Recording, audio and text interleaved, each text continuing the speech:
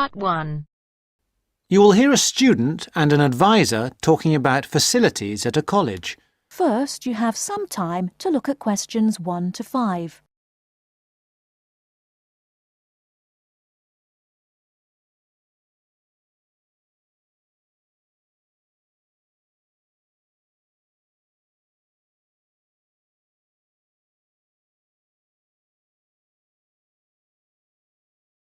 Now we shall begin.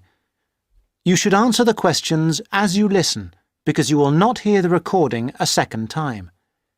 Listen carefully and answer questions 1 to 5. Hi, I wonder if you could help me. I'm starting a course at Glenfield in a few weeks. I was just a bit worried about what facilities there will be and what I'll have to do. I'm especially interested in health and welfare stuff. Certainly. We normally send out a copy of our leaflet, Staying Healthy at Glenfield. I'm not sure why you haven't had it. Well, could you answer a few questions for me? Firstly, I'm wondering about how I get a doctor when I arrive. Well, you can register with the University Health Centre on North Campus. And do I have to pay for that? Not to register, but if you have to get medicines, there's a prescription charge of £6.50. Okay. Well, I'm not planning to get ill. That's only going to arise if I have any problems. So, should I just go along when I arrive? That's what we recommend for peace of mind, but it's not compulsory, and if you don't live inside the catchment area, you can't in fact register there. Where do you live? Well, at the moment I'm staying at the Backpackers Hostel in Hill Street, but I will be moving from there shortly, somewhere nearer. Well, there's a map at the centre which shows you the area that the university practice can accept people from. It's what we call the yellow zone.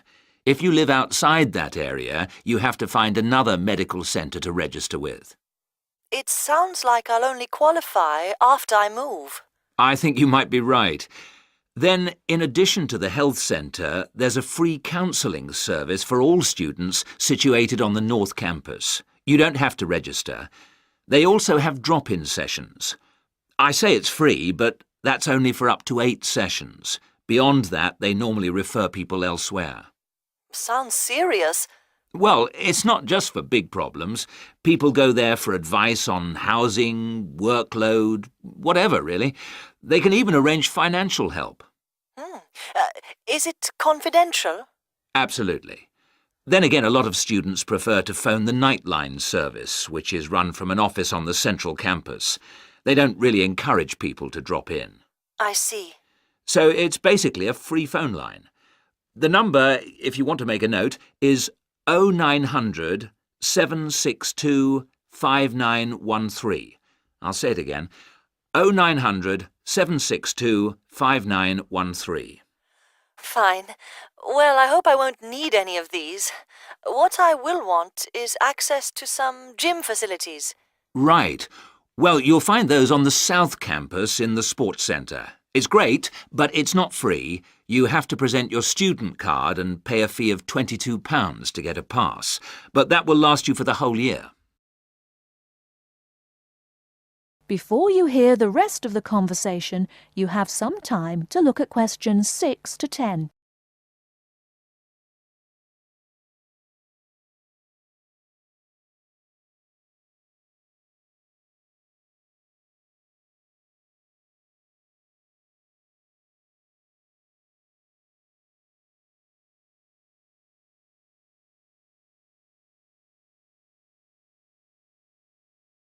Now listen and answer questions 6 to 10. Is this information on the website? I'm afraid not. I can send you some leaflets or even resend the whole information pack if you give me your details. Could you send the whole information pack, please? Yes, that's fine. I'll have to take down some details. Could you tell me your full name? Sonia Orr. S-O-N-Y... No, I'll spell it. S-O-N-I-A. Then Orr is O-R-R. Orr. OK. And you said you were on Hills Road. Yes, but don't send it there as I'm about to move. I'll give you my new address, which is 22 Winter Gardens. That's Glenfield. And the postcode? Oh, yeah, that's GF23 9BQ. Fine. Now, we're doing a bit of data collection about who uses our services at the moment. Can I just ask a few more questions? Yes, that's fine. OK. If you're an international student, what country are you from? I'm from Switzerland. And how old are you? I'm 24. And finally, which course are you enrolled on? Right, well, that's a bit complicated, since I'm hoping to switch to economics and history. But at the moment... I'm down to do economics and sociology. It's a joint degree. OK, I'll put that. Great. Well, I'll pop the information pack in the post, and you should get it soon. That is the end of part 1. You now have half a minute to check your answers.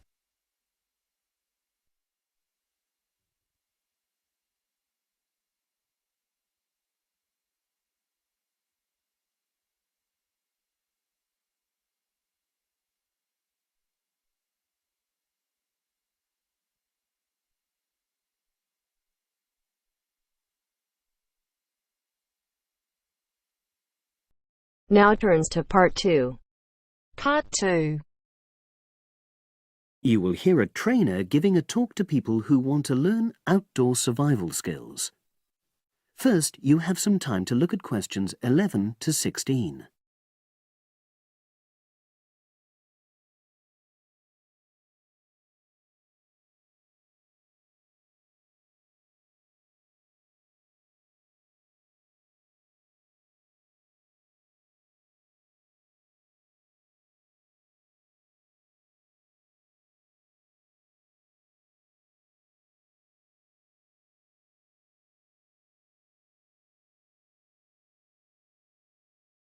Now listen and answer questions 11 to 16. Good morning, everyone, and welcome to our outdoor survival program. As you know, this week you'll be learning some of the basic information and skills you need to look after yourself independently in the outdoors. These first 2 days will be based here in the classroom, and then we'll be taking a camping trip to put into practice some of the things you've learned. I'm going to start off with the topic of food. And to start with, I'll describe just 2 methods which we'll be putting into practice at our camp, and which make use of natural resources, the steam pit and the bamboo pot. I've got 2 posters here to make things clearer, and I'll start with the steam pit here. To make this, you'll need some dry sticks, some grass, some loose earth, and some stones. And for this week only, some matches. The first thing you do is to dig a shallow pit in the place you've chosen to do your cooking. Let's say about 25 centimeters deep and 30 centimeters wide. Your sticks have to be a bit wider than the pit because you have to put a line of them along the top from one end of the pit to the other. Before setting light to these, you take some large stones and arrange them on top. Then you start the fire and wait till the wooden platform burns through and the stones fall into the pit. At this point, brush away any pieces of hot ash from the stones. You can use a handful of grass, and then take another stick and push it down into the center of the pit, between the stones. After that, you cover the whole pit with a thick layer of grass. And then you can put your food on it, wrapped in more pieces of grass, like parcels. Finally, cover the whole thing with earth. You have to pat it firmly to seal the pit. Then all you have to do is take the stick out and pour a bit of water into the opening that it leaves. It should take about 4 hours for your food to cook, as it cooks slowly in the steam that's created inside the pit. Now you have some time to look at questions 17 to 20.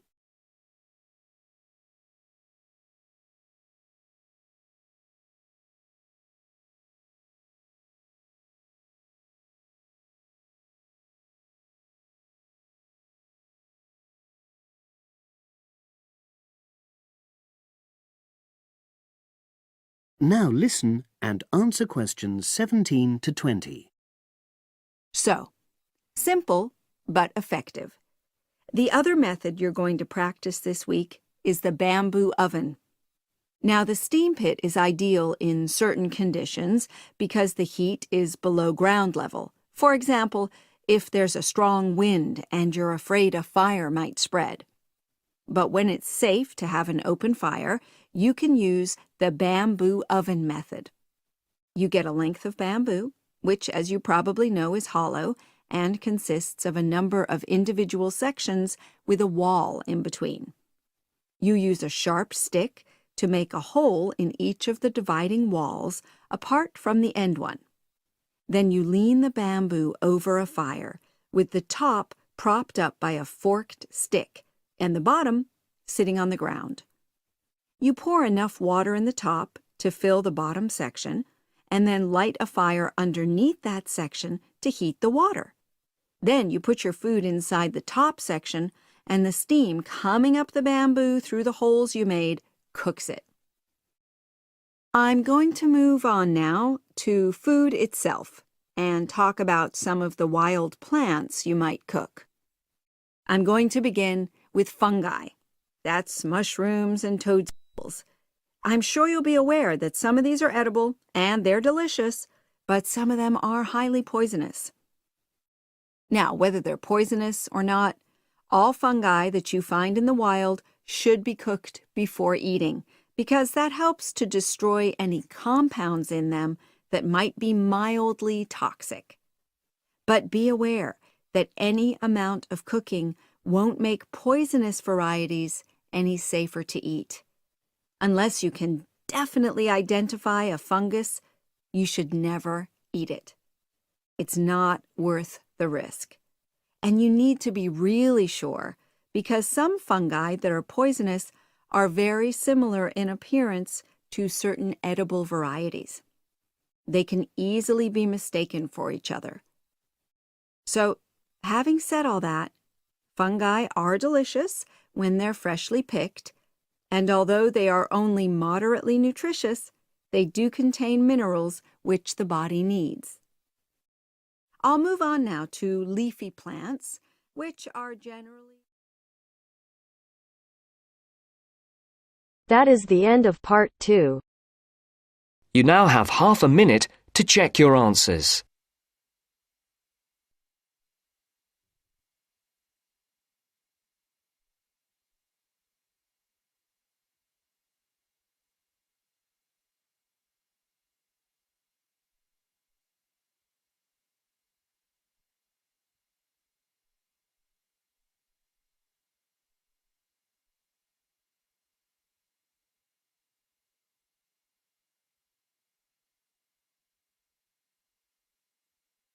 Now turns to part 3. Part 3. Mr. Jackson, who feels that he is physically unfit, is consulting with his doctor about his health condition. Before you listen to their conversation, you have a chance to read questions 21 to 24.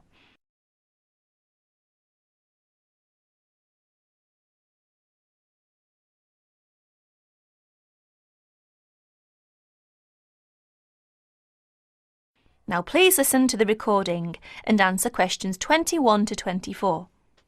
Well, Mr. Jackson, the first and important thing I have to tell you is that there is really nothing seriously wrong with you. Physically, that is. My very thorough re-examination and the analyst's report show that basically you are very fit. Yes, very fit. So, why is it, Doctor, that I'm always so nervy, tense, ready to jump on anybody, my wife, children, colleagues? I think your condition has a lot to do with, shall we call it, way of life, habits? Way of life? Habits? Yes, now tell me, Mr. Jackson, you smoke, don't you? Yes, I'm afraid I do, Doctor. And rather heavily, I imagine. Well, yes. I smoke, about 40, 50 a day, I suppose. You should do your best to stop, you know. Yes, I see. But, well, it won't be the first time. I've tried to give up smoking several times, but it's no good. You see, 50 a day is overdoing it, you must admit. You must cut down at least that. Ah, yes. I know that when you're feeling tense, you probably feel that a cigarette relaxes you. But in the long run, I do advise you to make a real effort to quit smoking. Of course, but, well, it's easy to say give it up or cut it down, but, oh, you know. Well, in my opinion, you have no choice. Either you make a real effort or there's no real chance of your feeling better. You see, well, obviously I could prescribe some kind of tranquilizer, but would that help? I'd prefer, and I'm quite sure you'll agree, I'd prefer to see you really back to normal, not just seemingly so. And that's my reason for asking you several more questions about your other habits. Right. Now you have a chance to read questions 25 to 30.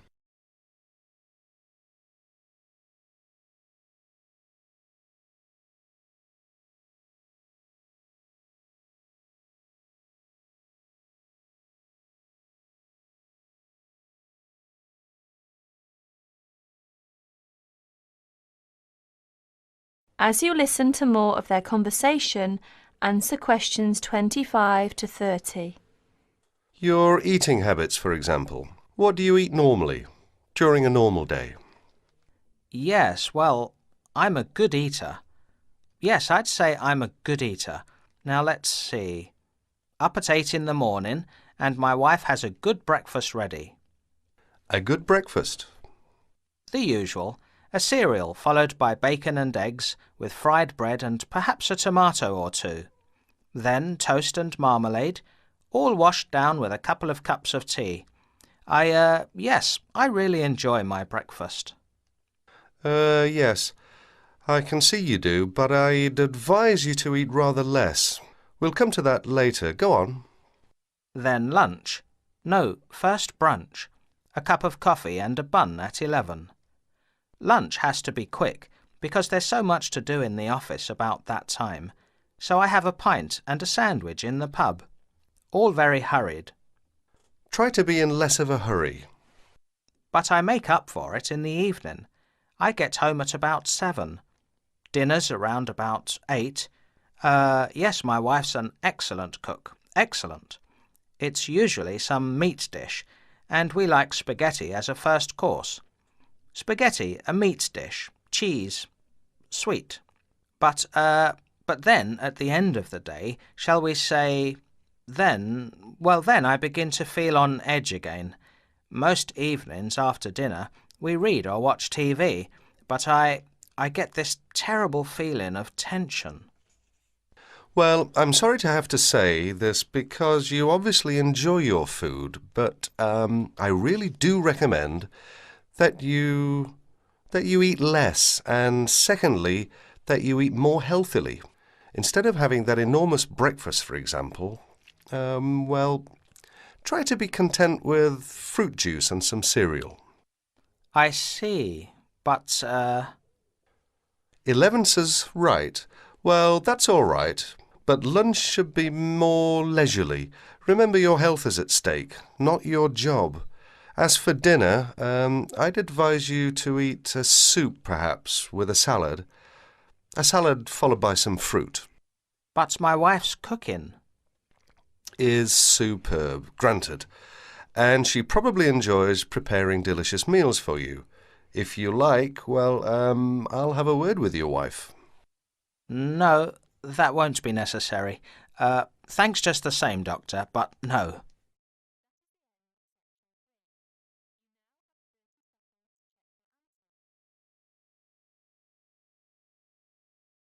That is the end of part 3. You now have half a minute to check your answers.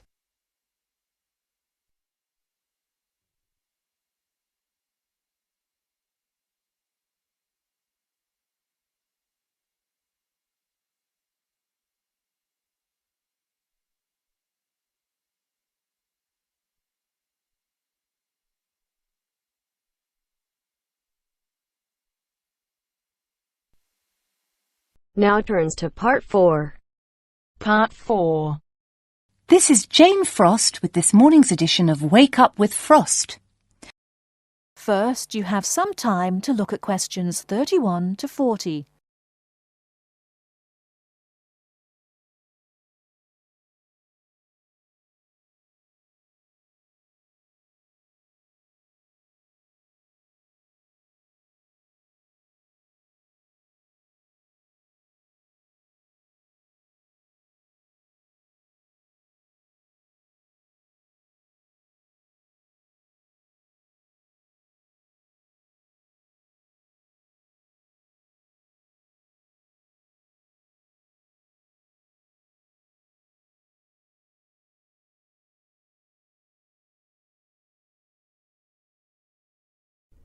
Now listen carefully and answer questions 31 to 40.